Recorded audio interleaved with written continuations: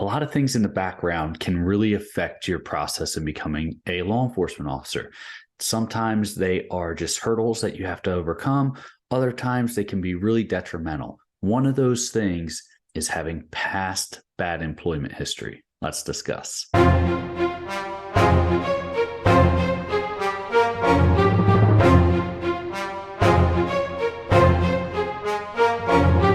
Hey, before we get into it, listen, those gifts are down below for you. First, getting started as a police officer. It's going to walk you through the entire hiring process. It's going to give you everything you need to know, some added features in there like practice written exams and a few other things. That's completely free, my gift to you, as well as a free coaching call. You can reach out to me, discuss anything specific to your hiring process. If you have a question about your hiring process that really pertains to you, I'm here to help. I'd love to sit down, have a call with you, and do what I can to get you through that process or get you through that section of your process.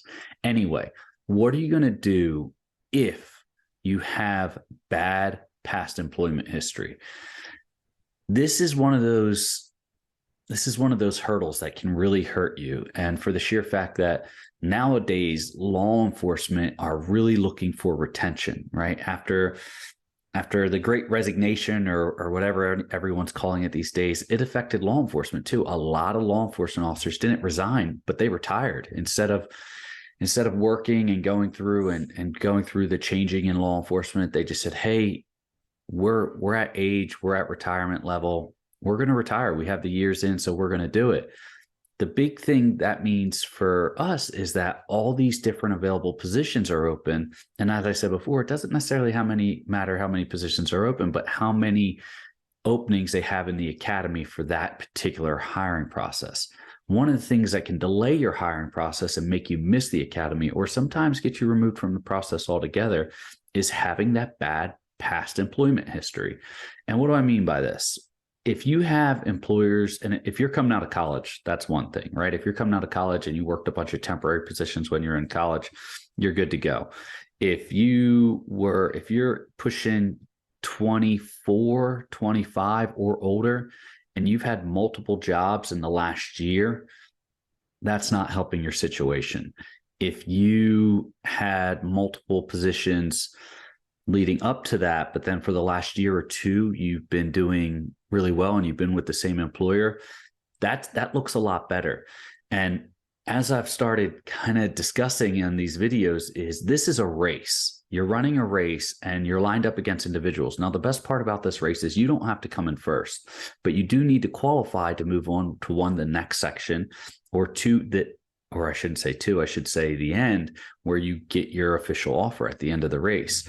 And as you're running, everything that's closer to your beginning, and what I mean by that, everything at the closest to the beginning of your race is a smaller hurdle. They could be even tightly packed, but they're smaller hurdles. And what I mean by that is the end of the race is you at now in the present getting the offer letter. Any issues you have in your background or in criminal history, anything like that, if it's closer to now, to the present right now, they're going to be taller, bigger hurdles, harder to jump over. Anything that's a few years back, it's going to be much smaller, easier to get through, easy to just convey, hey, made a mistake, got myself together, this is where I'm at now. Well, bad past employment history is no different. If you're going through and 5 years ago, you changed 3 jobs and it was just 3 jobs, you just didn't like where you were working. You kept trying to get better opportunities, but you changed 3 jobs in a year. That doesn't look as bad as if it's the current year and you changed 3 jobs this year, because they're looking for that ability to commit. And that's one of the reasons why a degree kind of carries a little bit of a weight, not for the sheer fact that you have a degree. Education is nice. Education doesn't always trump experience, though, or education rarely ever trumps experience. But if you have a degree, it shows that you committed to something and you completed a commitment. That's why it kind of works well if you have that. So imagine going up for a position, it's you and someone else, and this individual is in college and they've been in college for 4 years. And maybe they had multiple jobs, but they can clearly articulate, I had multiple jobs because I was a full-time college student and I was working part-time any free chance I had outside of school to help pay for school. Okay, I understand that. Why'd you leave this job? my semester started back up, opposed to someone who's the same age and the same exact 4 years. They had 4 jobs in the last 4 years or 5 jobs in the last 4 years. And you look at it, and when they say, hey, what happened with all these jobs? You're going to have to explain why you left each job. And one job, oh, I had a better opportunity. Oh, this was a better opportunity. And they're going to look at your salary and say, well, this one was a pay cut. Yeah, well, I didn't really get along with my fellow coworkers. But now you're going into that rabbit hole. You're elaborating. You're digging yourself deeper in.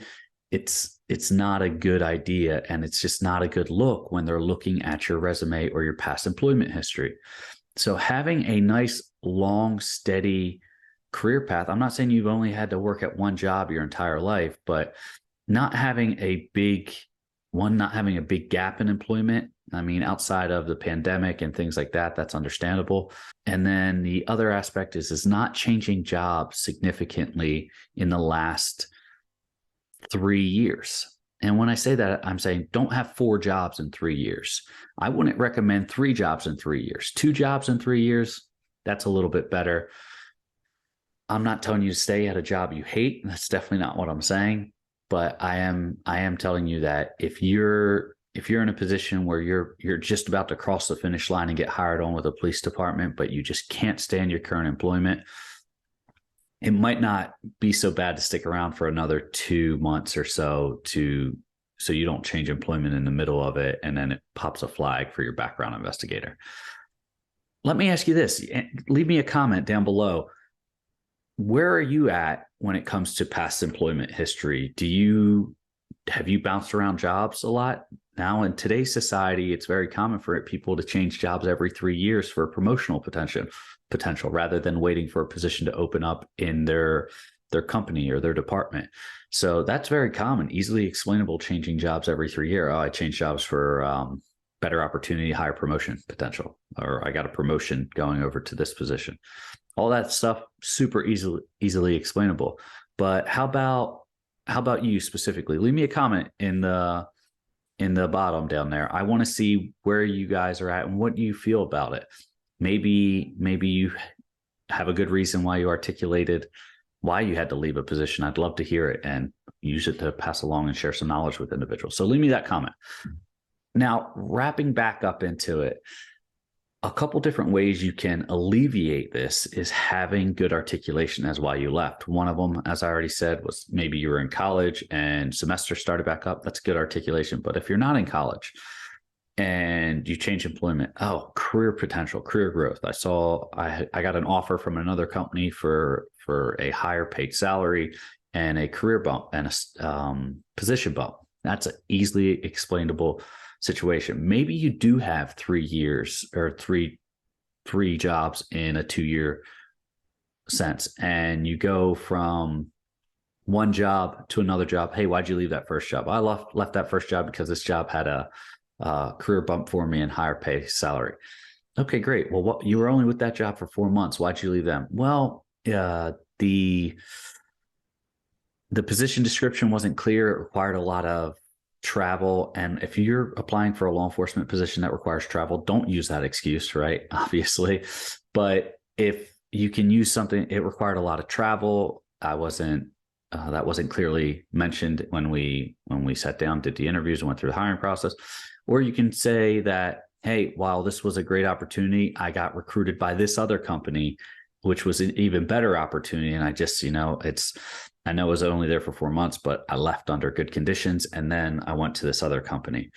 Now, it would get tricky if there was a fourth company in that 2-year mark. And once again, these aren't disqualifying factors, but a hiring official is going to look at 4 jobs in 2 years and say, hey, is this person committed? Because most people don't know. You never know what you're getting into until you actually experience it. And it doesn't matter if it's law enforcement, accounting, being a lawyer, being a doctor, it just doesn't matter. You never know what you're getting into. It doesn't matter how many people you talk to and how much you think you know. You never know what you're getting into until you actually experience it. And I can easily get you to believe that by saying, did you expect the hiring process, if you're in a police hiring process, did you expect it to be as fast, as short, or as in depth as it is without without actually experiencing it. So, and if so, leave me a comment on that below too. Now, if you're at that 4-year mark, or correction, if you're at that four positions of work history and a 2-year mark, that's what I was looking for, then you're going to have to sit down and really figure out how to articulate it. And hopefully you left on good conditions with every place of employment, even if you didn't enjoy the employment, for the sheer fact of it's just the professional thing to do, and it helps your chances of becoming a police officer. That aside, you now have to start looking at, hey, I left my first job because of a promotion opportunity. I went to the second job and I got another opportunity. I was recruited for another opportunity. I just thought it was great. I went over there, realized while it was a good pay bump, it wasn't exactly, I didn't feel it was moving me in the direction I wanted my career to continue to progress. So I went back to the prior company, or I saw an opportunity with another company and I lateraled, right? See how everything's explainable? And that's it. You just stop right there. You stop talking. You don't elaborate past that point. You just brief description. I did this, did this. I bumped. It wasn't really my type of company. They weren't pushing me in the direction I wanted to go. So I lateraled out and continued my ascension up the career ladder. And that's a good way to explain it. So I hope this helps. I hope this helps those who are trying to figure out how to properly articulate and fill out their work history part of their statements, especially if you have multiple employment in the most recent couple of years. You can always use the pandemic as a get out of jail free card for 1 or 2 jobs. So keep that in mind if it applies. Don't lie, but if it applies. As always, those gifts are down below for you. Getting started as a police officer, that workshop is going to walk you through every aspect of the hiring process. A couple added features in there, and like a written exam, a practice written exam. See how you score on it. And then if you're farther along in your hiring process, or if you want to get your hiring process started and you don't know, reach out to me. I have a free coaching call down there for you. Both of these are my gift to you. I will gladly discuss anything particular to your situation that doesn't necessarily conform with what I have on my videos, or my videos don't cover it for you. As always, stay safe, and I will see you next time.